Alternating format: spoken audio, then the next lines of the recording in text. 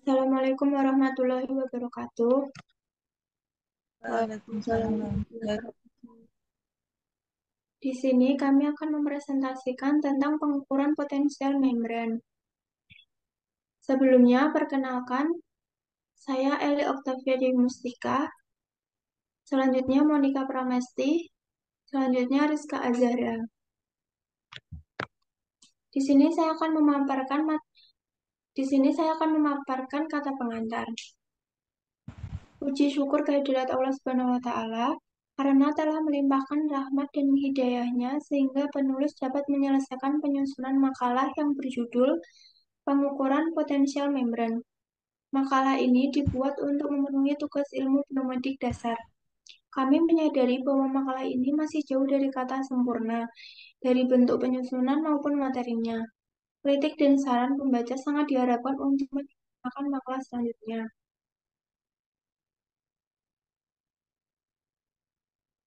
Selanjutnya, bab 1 pendahuluan. A. Dasar teori.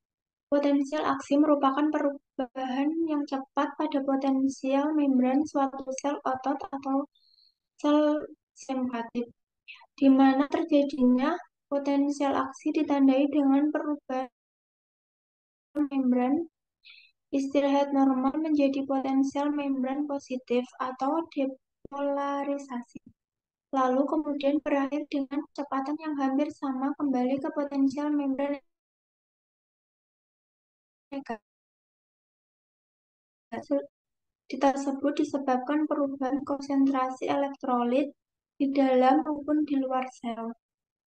Elektrolit utamanya berperan terhadap perbedaan potensial antara dalam dengan luar sel. Membran eksitabil adalah natrium Na+, kalium K+, dan klorida C1+. Untuk menghantarkan sinyal saraf, potensial aksi bergerak sepanjang serat saraf sampai tiba di ujung saraf. Dalam fisiologi, potensial aksi adalah tahan short event di mana listrik potensial membran sel dengan cepat naik dan turun, mengikuti lintasan konsisten. Aksi potensial terjadi pada beberapa jenis sel-sel hewan, disebut sel meluap. Perasaannya yang meliputi neuron, sel-sel 01OT, dan endokrin sel, serta dalam beberapa sel tumbuhan.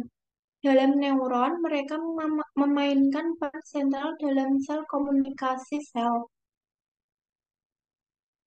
Dalam jenis sel, fungsi utamanya adalah untuk mengaktifkan proses intraseluler pada sel otot. Misalnya, potensial aksi adalah langkah pertama dalam rantai peristiwa yang menyebabkan kontraksi. Dalam sel-sel beta dari pankreas, mereka memproyokasi pelepasan insulin. Potensial aksi di neuron yang juga dikenal sebagai impuls membran plasma untuk membalikkan dan saluran ion kemudian cepat mengaktifkan sebagai saluran natrium dekat. Ion natrium tidak dapat memasuki neuron dan mereka secara aktif diangkut keluar dari membran plasma. Kalium saluran kemudian diaktifkan dan ada sebuah anis luar ion kalium. Gradik elektrokimia mengembalikan ke dalam istirahat. Setelah potensial aksi telah terjadi, ada pergeseran negatif sementara yang disebut avelhiproplasion, periode regulatory atau karena arus kalium tambahan. Selanjutnya akan dipaparkan oleh Rizka. Baik, saya akan melanjutkan presentasinya. Saya akan membacakan tujuan. Mahasiswa dapat mengetahui tentang potensial membran. Yang kedua, mahasiswa dapat mengetahui tentang perilaku pada potensial membran, istirahat, dan potensial aksi. Yang ketiga, mahasiswa dapat mengetahui tentang cara kerja komponen. Yang keempat, mahasiswa dapat mengetahui potensial aksi. Yang kelima, Mahasiswa dapat membedakan tahapan polarisasi, depolarisasi, repolarisasi, dan hiperpolarisasi. Ada pula alat dan bahan. Yang pertama, bilik member pertukaran ion. Yang kedua, dua ember elektroda kolomel. Yang ketiga, sel-sel membran. Yang keempat, milivoltmeter. Yang kelima, larutan KCl. Lanjut, Mbak.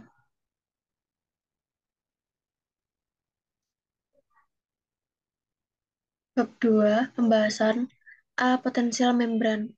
Potensial membran mewakili keseimbangan antara potensi keseimbangan ion-ion yang dapat ditembus oleh membran. Semakin besar kondensasi suatu ion, semakin besar pengaruh ion tersebut terhadap potensial membran sel. Konduktansi utama yang bertanggung jawab untuk membentuk potensial membran istirahat adalah klorida, kalium, dan natrium. Konduktansi klorida besar pada serat otot rangka yang dimediasi oleh saluran klorida otot rangka, serabut saraf tepi memiliki konduktasi klorida yang lebih kecil pada otot rangka. Klorida merupakan konduktasi membran dominan, terhitung sekitar 80% konduktasi membran istirahat. Saluran klorida pada otot rangka tidak biasa karena saluran tersebut dibatasi oleh keberadaan ion pada lubang intraseluler dan ekstraseluler daripada oleh potensial membran. Saluran tersebut kemungkinan besar akan terbuka ketika ion klorida muncul. Sifat saluran klorida yang unik menyebabkan ion klorida didistribusikan melintasi membran sesuai dengan potensial membran. Akibatnya, konduktasi klorida tidak menentukan potensial membran. Sebaliknya, konduktasi klorida bertindak sebagai rem yang mempersulit depolarisasi membran. Oleh karena itu, konduktasi klorida memberikan pengaruh stabilisasi yang penting pada potensial membran. Ion dominan dalam pengaturan potensial membran istirahat adalah kalium. Konduktasi kalium menyumbang sekitar 20% konduktasi membran istirahat pada otot rangka dan menyumbang sebagian besar konduktasi istirahat pada neuron dan serabut saraf. Hal ini terutama disebabkan oleh saluran ion tanpa gerbang yang terdiri dari penyearah ke dalam dan saluran kebocoran lambat. Saluran penyearah ke dalam bertanggung jawab untuk menjaga potensial membran tanpa adanya arus listrik eksitasi. Saluran ion tanpa gerbang inilah yang bertanggung jawab atas perbedaan respon listrik sebagai jenis sel. Misalnya neuron yang mengandung saluran ion tak berpintu untuk kalium, natrium, dan klorida mempunyai potensial membran istirahat yang menyimpang dan potensial nets yang dihitung untuk K+, terutama pada konsentrasi rendah. Sedangkan sel glial yang hanya mengandung saluran ion tidak berpintu kalium mempunyai potensial membran istirahat yang sesuai dengan potensial neurons yang dihitung untuk K+.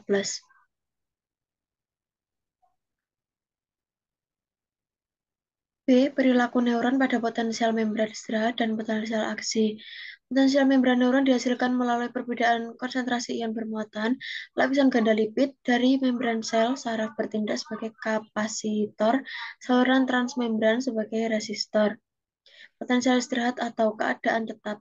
Ini sangat penting untuk keadaan fisiologis neuron yang dipertahankan oleh distribusi ion yang tidak merata melintasi membran sel dan dibentuk oleh pompa yang bergantung pada ATP, terutama antiporter, natrium, hingga kalsium. Penukaran ini bertanggung jawab untuk memompa natrium keluar sel ke ruang ekstraseluler dan kalium ke kompartemen intraseluler. Ketika dibuka, berbagai saluran memungkinkan ion permeabel mengalir menuruni gradien elektrokimia sehingga mengubah potensial membran. Gerbang saluran ini dilakukan melalui pasan kedua neurotransmitter atau perubahan tegangan. Saluran kationik berpintu tegangan adalah saluran utama yang digunakan dalam pembangkitan dan propagasi potensial aksi saraf. Materi selanjutnya akan dipaparkan oleh rekan saya Monica. Saya akan melanjutkan presentasinya tersebut. C. Cara kerja komponen secara bersamaan. Dendrit berfungsi mengirimkan impuls ke badan sel saraf, sedangkan akson berfungsi mengirimkan impuls dari badan sel ke jaringan lain. Akson atau neurit adalah sel yang panjang tips dan membawa impuls elektrikal menjauh dari sel tubuh neuron atau soma. Fungsi akson adalah untuk mengirim informasi ke bermacam neuron, otot, dan kelenjar. Fungsi dendrit adalah menghantarkan impuls ke badan sel. Akson adalah serabut panjang dari badan sel dan memiliki fungsi menghantarkan impuls dari badan sel menuju ujung akson. Saluran ion adalah protein membran berbentuk pori yang membebaskan.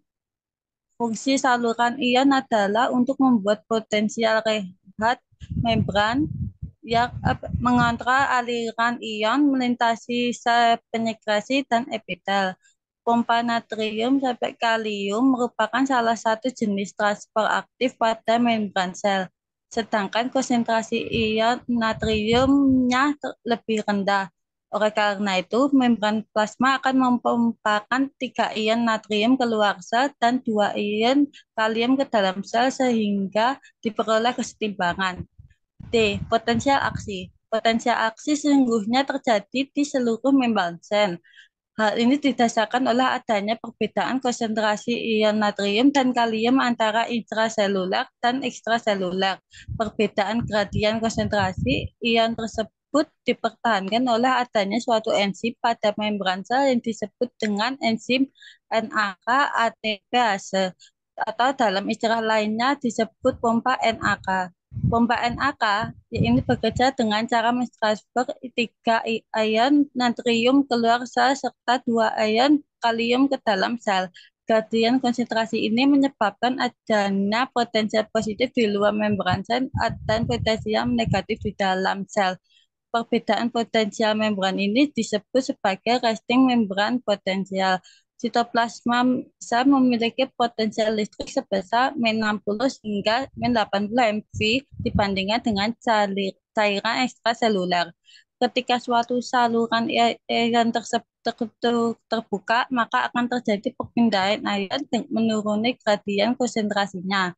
Potensial aksi merupakan suatu perubahan yang cepat pada membran sel saraf akibat terbukanya saluran ion natrium dan terjadi influx natrium menuruni gradien konsentrasinya.